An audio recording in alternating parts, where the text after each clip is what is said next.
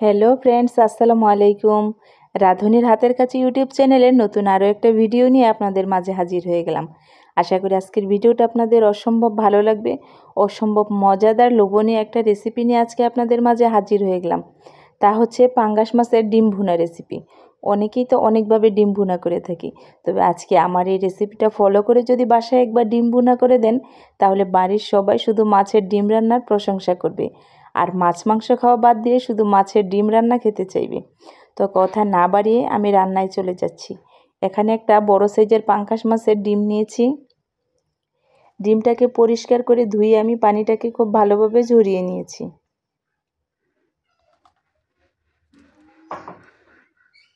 এখন মাছের ডিমের মধ্যে আমি পরিমাণ মতো লবণ, হলুদ, মরিচ মাখিয়ে 1 ঘন্টা ম্যারিনেট করে রেখে দিব।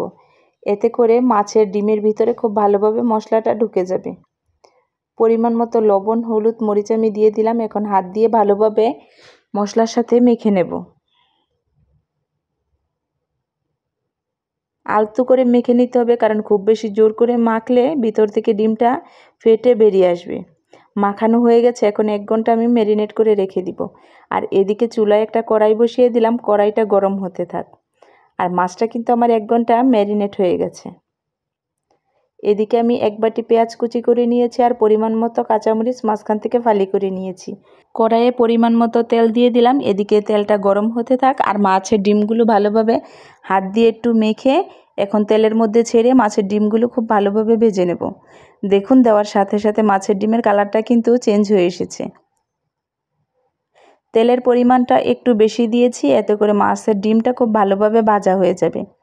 এখন সাথে সাথে আমি উল্টে দিলাম।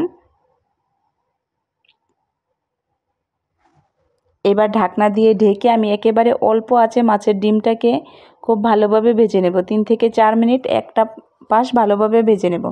দেখুন, একটা পাশ আমি ভালোভাবে ভেজে নিয়েছি। এখন উল্টে দিচ্ছি। এখন অপর পাশেও খুব ভালোভাবে ভেজে নেব। এই সময় অবশ্যই চুলার আঁচটা একেবারে মাঝারি আঁচে রেখে ডিমটাকে ভেজে নিতে হবে। ডিমটা আমার খুব ভালোভাবে ভাজা হয়ে গেছে।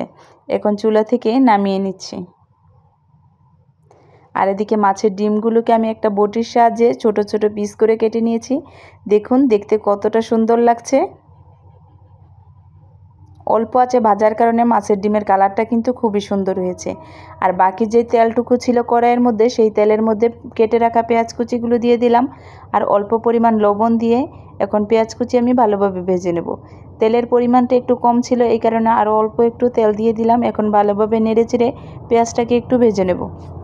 পেঁয়াজটা হালকা বাদামি কালার করে আমি ভেজে নিয়েছি। এখন এর মধ্যে দিয়ে দিব অল্প পরিমাণ পানি, আর সাথে বাকি মশলাগুলো দিয়ে ভালোভাবে কষিয়ে নেব। এখন এর মধ্যে দিয়ে দিলাম পরিমাণ মতো হলুদের গুঁড়া, মরিচের গুঁড়া আর ধনিয়া গুঁড়া, আর লবণটা আমি আগেই অ্যাড করেছি। এখন খুব ভালোভাবে মশলাটাকে কষিয়ে নেব, যতক্ষণ পর্যন্ত না মশলা থেকে তেল বেরিয়ে আসছে। এইভাবে অনবরত নেড়েচেড়ে মশলাটাকে আমি খুব ভালোভাবে কষিয়ে নিব, যাতে নিচ দিয়ে না লেগে যায়। দেখুন, মশলার কালারটা কত সুন্দর হয়েছে, আর উপর দিয়ে কিন্তু তেলটা বেশি এসেছে। আর অল্প কিছুক্ষণ সময় আরও ভালোভাবে আমি মশলাটাকে কষিয়ে নিব। তবে যে কোনো তরকারি রান্নায় মশলা যত ভালোভাবে কষানো হয়, খেতে কিন্তু ততই ভালো লাগে। এখন আমি মাছের ভেজে রাখা ডিমগুলো দিয়ে দিব। দেখুন, ডিমগুলো কত সুন্দর লাগছে দেখতে। এখন খুব ভালোভাবে আরও কিছুক্ষণ সময় কষিয়ে নেব। যেহেতু মাছের ডিম থেকে এখন কোনো পানি বের হবে না, সেহেতু অল্প কিছুক্ষণ সময় কষিয়ে নিলেই হয়ে যাবে। আমার ভালোভাবে কষানো হয়ে গেছে। এখন এর মধ্যে পরিমাণ মতো আমি পানি দিয়ে দেব। পানির পরিমাণটা অল্প একটু বেশি দিব, কারণ ডিমটা এতে ভালোভাবে সিদ্ধ হয়ে যাবে এবং নরম হয়ে যাবে। এতে খেতে খুব ভালো লাগবে।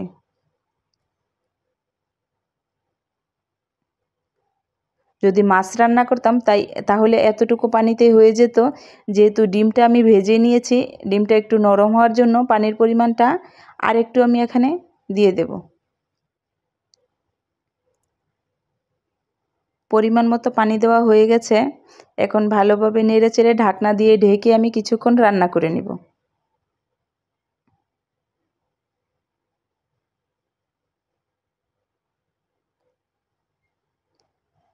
দেখুন তরকারিতে কিন্তু আমার বলক উঠে এসেছে। এখন আবার একটু নেড়ে চেড়ে দিব আর কেটে রাখা কাঁচামরিচগুলো এই পর্যায়ে আমি দিয়ে দিব। এতে করে খুব ভালো একটা ফ্লেভার আসবে। আর দিয়ে দিব একেবারে সামান্য পরিমাণ জিরার গুঁড়ো। এতে করে মাছের যে কাঁচা গন্ধটা মানে মাছের ডিমের যে কাঁচা গন্ধটা সেটা চলে যাবে। এখন আবার ভালোভাবে নেড়েচেড়ে মিশিয়ে নিব এবং ঢাকনা দিয়ে ঢেকে আরও কিছুক্ষণ সময় রান্না করে ঝোলটাকে আমি শুকিয়ে নেব। ঢাকনা দিয়ে ঢেকে আরও কিছুক্ষণ সময় রান্না করে নিয়েছি। দেখুন ঝোলটা কিন্তু আমার শুকিয়ে গেছে, অনেকটা ঘন হয়ে এসেছে। এখন উপর দিয়ে আমি কিছু ধনিয়া পাতা ছিটিয়ে দিচ্ছি। এতে খুব ভালো একটা ফ্লেভার আসবে। আর এই ধনিয়া পাতাটা দিলে কিন্তু যে কোনো তরকারি রান্নায় খেতে ভীষণ ভালো লাগে। অল্প কিছুক্ষণ নেড়েচেড়ে আমি তরকারিটা চুলা থেকে নামিয়ে নিব। রান্নাটা কিন্তু আমার একেবারে কমপ্লিট। আমি আপনাদের একটু পরিবেশন করে দেখিয়ে দিচ্ছি যে রান্নাটা কতটা লোভনীয় হয়েছে। দেখতে যতটা মজা হয়েছে খেতেও কিন্তু ভীষণ ভালো ছিল। আশা করি আজকের ভিডিওটা আপনাদের ভালো লাগবে। যদি ভিডিওটা ভালো লাগে প্লিজ চ্যানেলটিকে সাবস্ক্রাইব করে পাশে থাকা বেল বাটনটি অন করে দিবেন। এতে করে আমার পরবর্তী ভিডিও আপনাদের কাছে পৌঁছে যাবে নোটিফিকেশন আকারে সবার আগে। দেখুন রান্নাটা দেখতে কিন্তু ভীষণ ভালো লাগছে। অবশ্যই বাসায় একবার ট্রাই করবেন যদি এইভাবে কেউ মাছের ডিম রান্না করে না খেয়ে থাকেন। তো আজকের ভিডিও এই পর্যন্তই। সবাই ভালো থাকবেন, আমার পরিবারের জন্য সবাই দোয়া করবেন। সবাইকে অসংখ্য ধন্যবাদ আর আমার চ্যানেলের পাশেই থাকবেন।